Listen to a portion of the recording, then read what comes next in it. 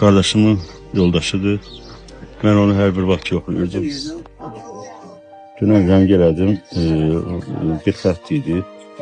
Saat 5 radyalar olardı. Akşam düşdü. Zəng çatmadı, bir xətt idi. Ona zəng elədim. Gene zəng çatmadı. Mən də kardeşimi də götürdüm gəldim. Suda arvad uşaq yığılır. Bakı qırıblar. İçeride gördük ki arkası üstə onu vurublar. Baş hissəsi poldadır. Qan tökülüb. Dedilər ki, heç kim vurmasın, ekspert gələcək, yoxlayacaq.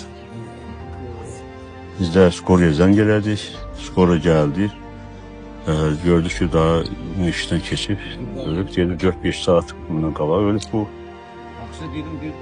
Dedi ekspert yazsın, vurmayın. Ekspert də geldi. Gece saat 2-3 arası bütün ekspertler, sağ ol, polisler geldiler. Araştırdılar. Şüphelenen şəxs Marnol territoriyasındandır. Bizim kəndçi döyük. 71 yaşlı qadını ölü vəziyyətdə tapan yerlilər dərhal polisə məlumat verib. Gecə saatlarında əraziyə gələn hüquq mühafizə orqanlarının əməkdaşları yerindəcə istintaka başlayıb.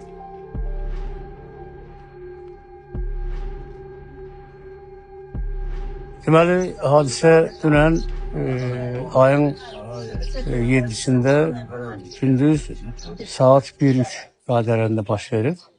Qadın tək olur evdə. Heç kim olmuyor, tək yaşayan qadındır. Kimlər tərəfindənsə gəlib, müsadirə ediblər, nəyini alıblar, neyini bilmirik, amma faktiki olaraq qadını öldürüblər. İndi biz də tərəfimiz budur ki, dövlətimiz, hükümətimiz ölçü götürsün, canini tapsın, onun necə lazım cəzalandırsın. Yəni, bu hadisə baş verdi, bizim də hamımız məyus olduq. Həm yaxın adamımızdır, həm qohumumuzdur, həm oğlumuzdur, qızımızdır. Bizim xahişimiz odur ki, canı tapılsın. Pozitiv fəaliyyətində razıyıq, belə ki, yəni əlbəttə razıyıq, ancaq bir üçün hələ bir şey yoxdur, rezultat yoxdur. Yəqin ki, tezliğini müəyyənlə düşürləmiş olar. Olsun və bizim elə tələbimiz canın tapılmasıdır ki, və onu cəzalandırmaq. Qaldı bizim kənddə oğurluq çox olur. Bəlkə də bir 50-60 şey yarılır. Bir oğlan, gene bir lal oğlanı öldürdülər, tulladılar ve ili gəlir. Onu da tapılmır.